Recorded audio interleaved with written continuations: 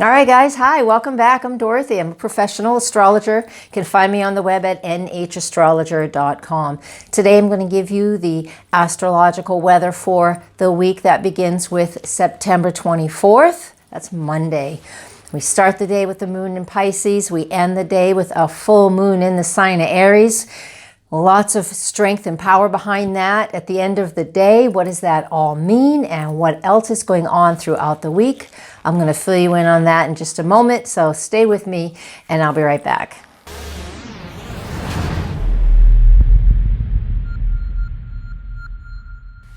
All right, welcome back. So today let's talk about September 24th, that's Monday.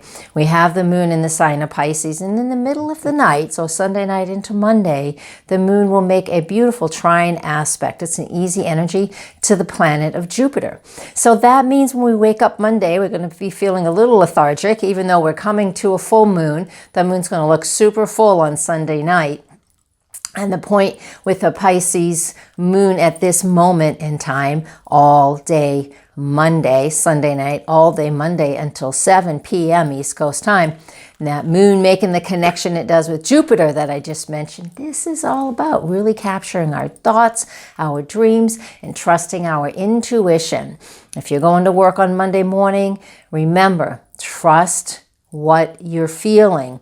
If you feel you need to get up and go early, go early. If you feel you need to take it easy, go in late, go in late. I'm just saying, trust your intuition on Monday morning and actually throughout the whole day, because we have that moon still in the sign of Pisces, which is sort of pretty carefree and pretty compassionate and pretty easygoing.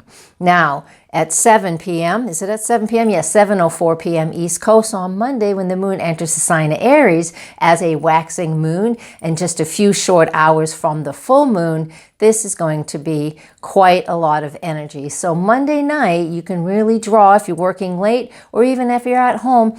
Monday night, we have opportunities to really initiate a lot of things. When that moon's in Aries, it's all about initiating action, right? That moon is what I'm emotionally connected to, and Aries wants to take action and get things done. That is also what the full moon is about. Full moon is the culmination of everything that we've been working on for the last few weeks. And we've had some incredible aspects over the last few weeks. We've had that Mars-Uranus square last week, a few days back on Wednesday, the exact square. But even coming up to that, there was a lot of potent energy, no matter where you lived, whether it's hurricanes, gas explosions. There was just a lot going on. And the reason I'm bringing this up is because with the moon that's full on Monday night in the sign of Aries, it's at 2 degrees of Aries. That's also going to amp things up once again, not in the same way, but where we can figure out that how we can take action. If you were involved in one of these crises that happened in the country this last week, then it also has given you a lot of insight into how to be more prepared for something of similar circumstance next time, because things do repeat. You know, hurricanes, bad weather, things happen. So look at the insight that you may have received from being involved in, or even being not even a participant of these situations, but somebody who watched and observed. What can we learn about being prepared for emergency situations? It's one of the simplest, most productive ways we can use the Mars square Uranus that went on and this full moon. What can I do to be prepared? All right, so that's what we have for Monday. And all this energy, since the full moon is so late on Monday night, at least on New England, it's a little earlier in the day if you're on the west coast of the US, right? But the point is like this moves its way into Tuesday and Wednesday. So Tuesday on the East Coast, moon makes a square to Saturn just after midnight, which helps us to feel like we can be a little more productive than just this really fiery Aries moon who just wants to go, go, go without thinking things through. So that Saturn connection on Tuesday helps us to make it a little more grounded and holds us in place just a little bit more than if we didn't have this aspect. So that's what Tuesday, the whole theme about Tuesday can be, because the moon in Aries makes a connection to Mars and to Mercury, to both. Sextile Mars, that's pretty decent. That helps us to energize and pull things in, gain more insight into the day on Tuesday. And then when it's opposite Mercury on Tuesday as well, there are going to be some debates, dialogue, and if you want to go as far as arguments because you're trying to make a point and you're not giving any leeway, you're not being flexible at all, that can create arguments. So remember, we have a lot of fiery energy for Tuesday. We can get a lot done, but we can also be a little too pushy in our argument. And there's a big but, because there's always a few sides to these things. There are many people who need energy and fiery energy like this to speak up, because they don't always speak up where they feel they need to. So we're going to see that a lot. We'll see it in the news, and you may even feel it internally. If you're somebody who speaks up all the time, this isn't anything that's going to influence you whatsoever. Okay, so keep that in mind. General overall energies. I'm not talking to anyone specific. If you need something specific and you're really working through a concern or an issue, you know how to get a hold of me for your own private stuff. So that's what Tuesday's like. Can you feel the energy? Even though we're at a full moon, and once the moon is full, it is now in a waning phase. While it's still in that first 45 degrees after the full moon, which is a couple of days usually, we can still feel the peak of that full moon energy. So we're going to feel this all the way into Wednesday. So let's move on to Wednesday the 26th. And what does that have to hold? Very little, right? So there's very little going on for Wednesday, because the only aspect the moon makes is a square to Pluto, and that's in the morning before sunrise. And then it goes void of course until it enters the next zodiac sign on Thursday. So Wednesday's a day that we're going to kind of coast. There's not a lot of daily or hourly influences going on, which is what the moon's responsible for. All right. So if you have whatever has momentum on Wednesday, will maintain its momentum, because there's nothing coming in to kind of derailing us or sending us off in a different direction. So if you can do the best you can to stay focused on Wednesday. But if you can't, go with the energy that's present however it presents itself to you. That's kind of what Wednesday is. It's sort of a neutral day, but again, that moon in Aries can be really dynamic when it comes to how we're feeling emotionally. So even though there's not a whole lot giving us any insight into the day, one thing we know is if we trust how we feel about things, it's not necessarily intuition at this point, but if we trust how we feel, it's like, how do I feel about the situation? And we're able to judge that, then that is how we can use Wednesday. So a neutral day overall for Wednesday, but trusting how you feel in that immediate situation is the best way to use Wednesday's energy. All right, so we're moving on to Thursday, September 27th.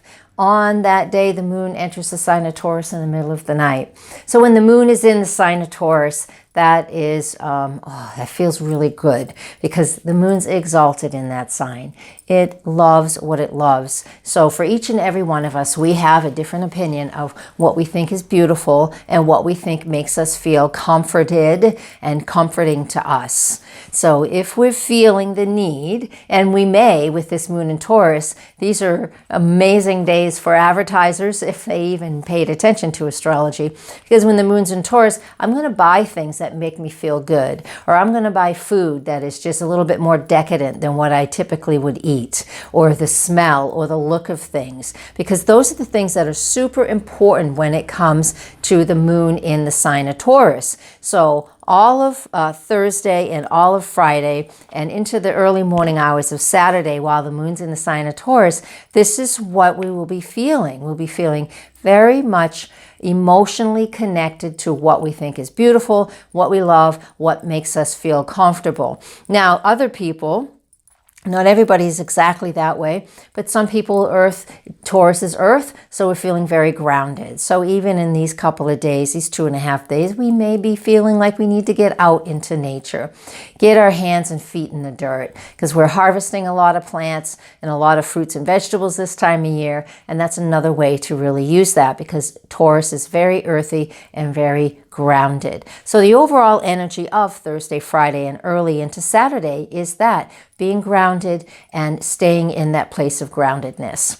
Now, on Thursday, there's some specific things that we can pay attention to.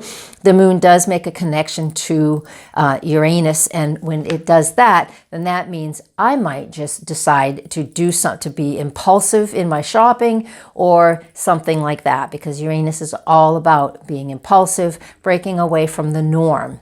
This happens every month, but we'll be feeling that on Thursday morning.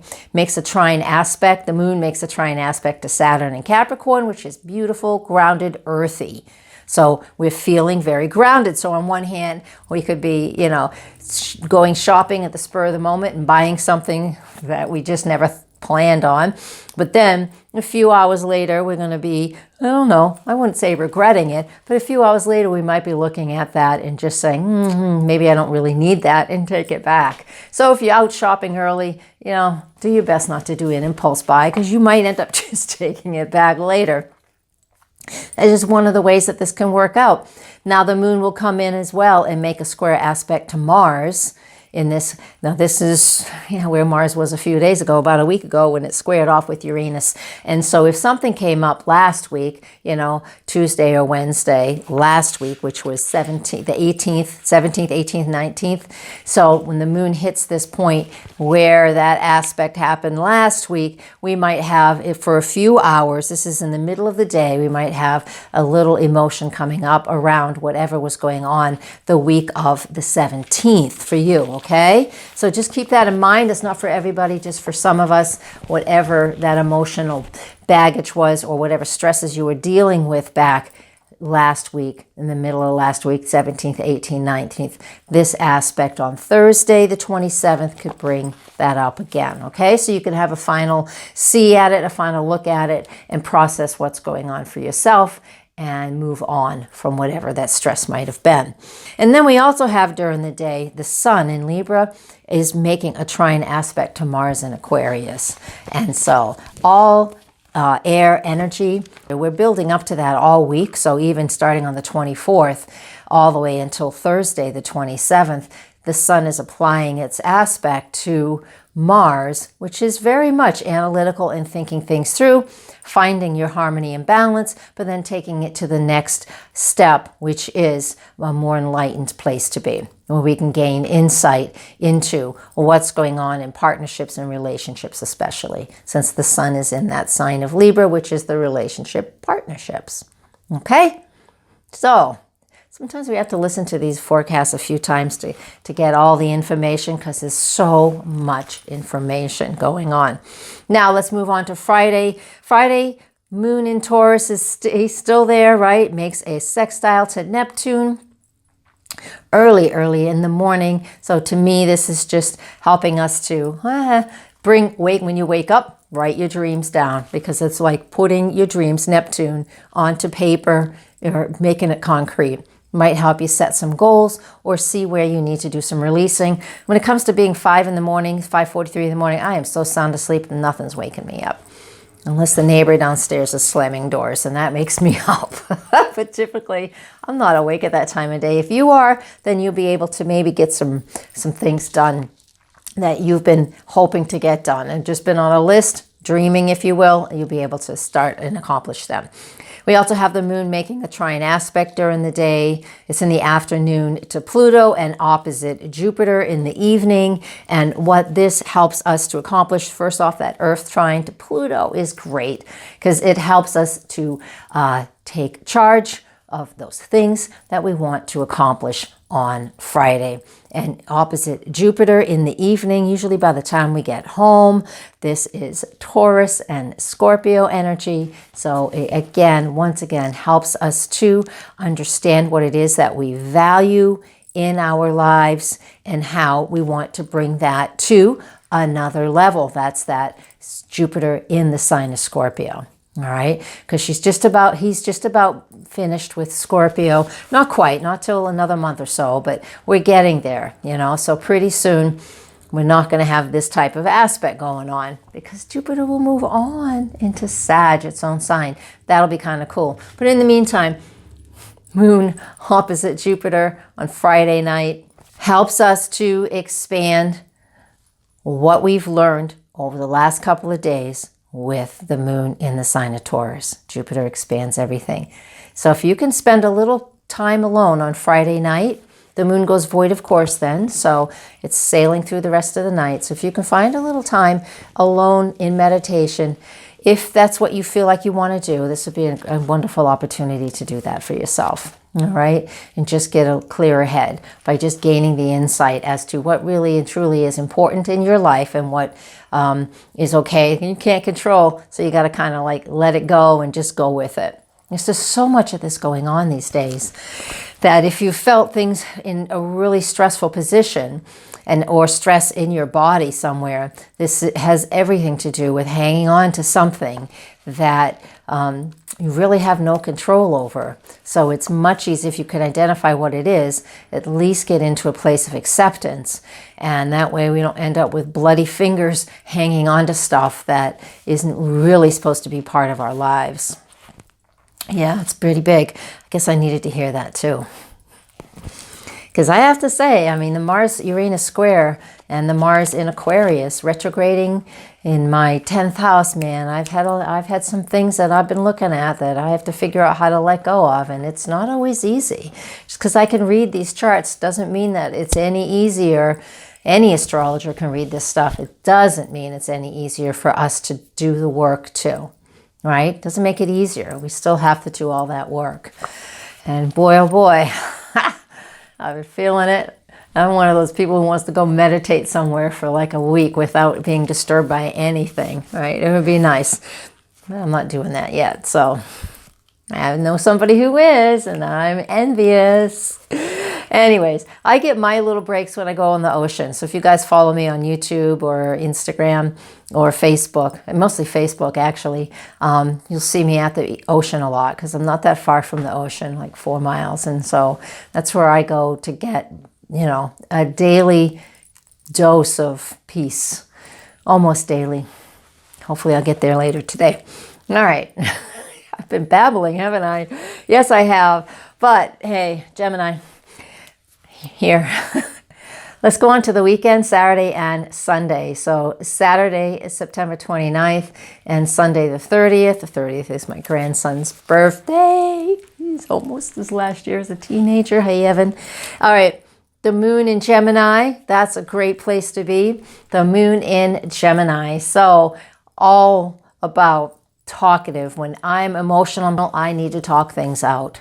That's what this whole weekend is about. And even if that's not how you feel as far as your natal chart signature goes, when the moon is in Gemini, we're going to be hearing that from others or ourselves. We need to talk out how we feel. I need to tell you what's going on, or if I'm not able to talk, at least write it out. These are the important ways to use this energy over the weekend, Saturday and Sunday, because the moon will make a whole bunch of different aspects, and it will aspect every planet as it goes through each zodiac. You know, each zodiac sign, every 2.5 days, the moon is making a connection to every other planet in the solar system. And so that's why I want to just clump this whole weekend together, because it is. Talk things out if you have something to talk out. We have Venus in the sign of Scorpio right now, and she will retrograde in another couple weeks. And while she does that, there's a lot of intense and deep research and insight that we need to gain into our intimate relationships, whether it's your best friend, your spouse, your boyfriend, girlfriend, however. This is important. So while the moon is in the sign of Gemini this weekend, the 29th and the 30th, we have an opportunity to talk things out with our partner, with our love, with people that are very important to us. And it's also about listening. That's Gemini too. So take turns talking and listening and talking and listening. So if you can do anything on the weekend of the 29th and the 30th, that is one of the main things that I would recommend that we all do. All right? Talk things through, be open, be honest, be kind, speak with compassion, and then listen with that same energy, with an open heart, all right? Because these are the most important things that we can look at and accomplish throughout the weekend. On Sunday, Pluto does go direct, but Pluto is so far from here, and it's going to take him weeks and weeks to move even 1 degree. All right. So while Pluto is no longer retrograde, he is pretty much sitting still. So wherever he's sitting still in your chart, I know where he's sitting still on my Saturn. It's just that he's at 18 degrees of Capricorn, so he's just off my Saturn. But it's like wherever he's sitting still, there's a lot of deep, intense meaning in that position. So go ahead into your chart, find 18 degrees of Capricorn. That's where Pluto will be if it's connecting to something in your chart that has a lot of significance. The thing about Pluto transits is usually when we're in them, it's really hard for us to see how we're changing. It's really difficult. I've always found that difficult to, when you're asking, when I'm counseling teaching or counseling clients, it's very difficult to describe to them what the Pluto transit is doing for them, because all we can say is it's about transformation. You're changing, but it's such a slow transformation because Pluto takes its time that it's really difficult for us to truly see what the change is. The only way we get to see the changes, I just would say, look back 10 years, look back 5 years. How have you changed? You can see those changes, but we can't see them when we're in them. All right. And that's what happens when we have a lot of planets transiting Scorpio, which is what we've had with Jupiter there this whole year since last October, and Venus retrograding in Scorpio, but Pluto in Capricorn since 2008. Anyways, where it is now, I know I kind of ran off on that one. Where it is now, at 18 degrees of Capricorn and stationary, moving direct on the 30th. This just means this is a big focus in your life. All right. And so make note of it, but we're really not going to quite understand exactly what it is, most of us anyways, until we get past this point a few years down the road.